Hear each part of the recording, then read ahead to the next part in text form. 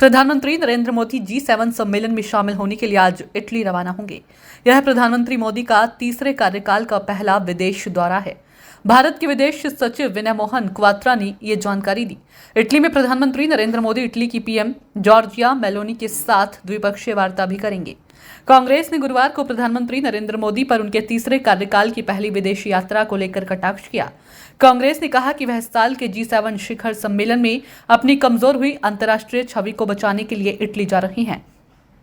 कांग्रेस महासचिव जयराम रमेश ने कहा कि America, Canada, Germany, France, Italy, Britain और जापान के राष्ट्रीय अध्यक्षों का G7 शिखर सम्मेलन 1970 के दशक के उत्तरार्ध से हो रहा है। उन्होंने बताया कि 1997 से 2014 के बीच रूस भी इसका सदस्य था।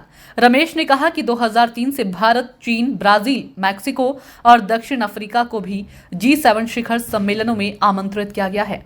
उन्होंने कहा कि भारत के दृष्टिकोण से G7 शिखर सम्मेलनों में सबसे प्रसिद्ध जून 2007 में जर्मनी के हेलिगेंडम में हुआ था, क्योंकि यहीं पर वैश्विक जलवायु परिवर्तन वार्ता में समानता सुनिश्चित करने के लिए प्रसिद्ध सिंह मार्केल फॉर्मूला पहली बार दुनिया के सामने पेश किया गया था।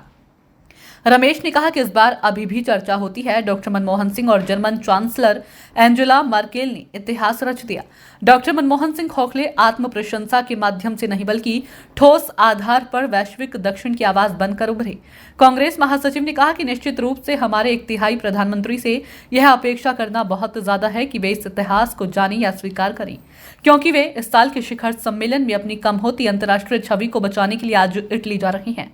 मोदी एक उच्च स्तरीय प्रतिनिधिमंडल के साथ गुरुवार को इटली जाएंगे, जहां वे 14 जून को शिखर सम्मेलन के आउटरीच सत्र में भाग लेंगे। तीसरे कार्यकाल के लिए प्रधानमंत्री के रूप में कार्यभार संभालने के बाद ये उनकी पहली विदेश यात्रा होगी। इटली के अपुलिया क्षेत्र में बोर्गो एग्नाजिया के आलीशान रिजॉर्ट में 13 से 15 जून तक आयोजित होने वाले G7 शिखर सम्मेलन में यूक्रेन में चल रहे युद्ध और गाजा में संघर्ष का मुद्दा छाया रहेगा।